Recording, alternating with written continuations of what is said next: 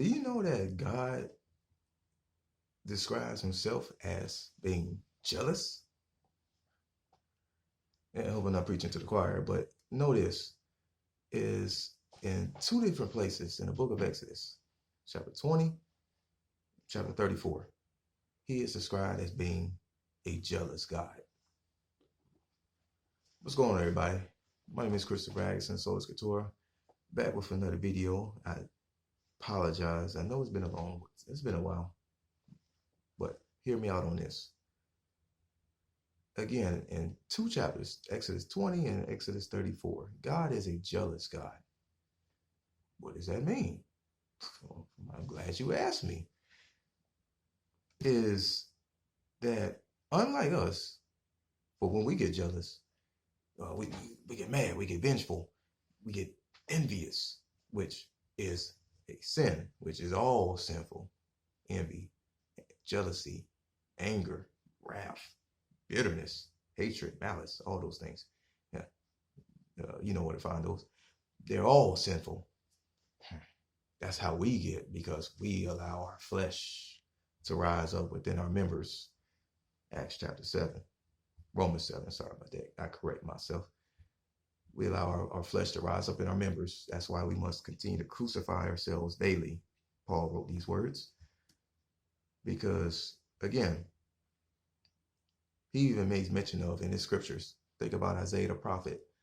Because we think, oh, he's jealous just like us. Oh, God is just a man just like us.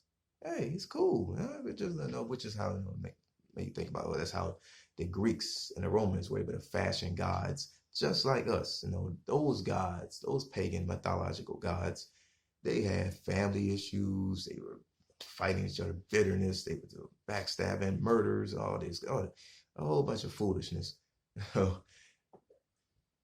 But God says, Elohim, the true God, says, my ways are not your ways. My thoughts are not your thoughts. For my ways are higher than your ways. And my thoughts are higher than your thoughts. Get it? But what happened in Exodus chapter 7? The same thing that's going on today in April 2020. We know this story. Moses went up onto Mount Sinai to meet with the Lord, to receive the 2 tablets of stone. He was up there for 40 days. Oh, man. Getting so antsy. I bite my nails. Man, when is he going to come? Twiddling in my thumbs. I only have one of them, but I'm still twiddling in my thumb. And he's not back yet. The people get antsy. The entire Hebrew camp gets antsy. All right, what are we going to do? Aaron says, take off your earrings. Golden earrings. Oh, you're the golden bracelets. Yada, yada. Throw them in and cast them into the fire. And out came this bull, this golden calf. Why a bull? Because it directly reflects the same God, Happy in particular, that the Egyptians worshipped. So now the Hebrews have a bull, which is also known as Nimrod.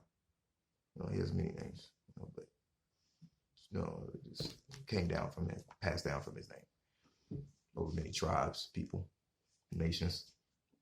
Think about some of the gods that existed then. I'm gonna go through my Bible dictionary, and one of the greatest books that I bought when I was a new convert 16 years ago. We have Ashtaroth, Baal or Baal, Baal Pure, Baal Zebub. We have Dagon, Diana. Some of these names you might remember, you might have heard of. Gad, the golden calf, yes. Hermes, Mammon, for riches. Molech, Moloch. I didn't even know there's 2 different people. Nebo, Rimmon, Tammuz, and Zeus. Boy, that was then. And this is now. Let's run through some of the golden calves, the idols, pagan gods of today. We have Our jobs, our families. People can worship their families exalt their families over God.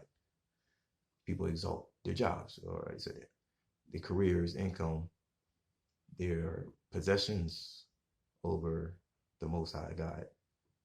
People promote, exalt their loved ones, their spouses, significant other, as well as there's one that I can't put my finger on. Sports. Let's look what happened. And imagine that.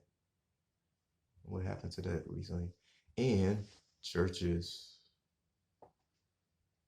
As all the Christians in the world, in America, have you forgotten John chapter 4? The conversation between Jesus and the Samaritan woman in John chapter 4, where he said that there will be a day where you will not worship at this well nor at this mountain, but the true worshipers will worship me in spirit and in truth. Everywhere. Yeah, I know I put that word in there. Hoping I'm guilty of eisegesis. You'll worship him everywhere. But it's like people have become so enamored with the four walls that if we're not there, we can't worship. What's going on? Wait a minute.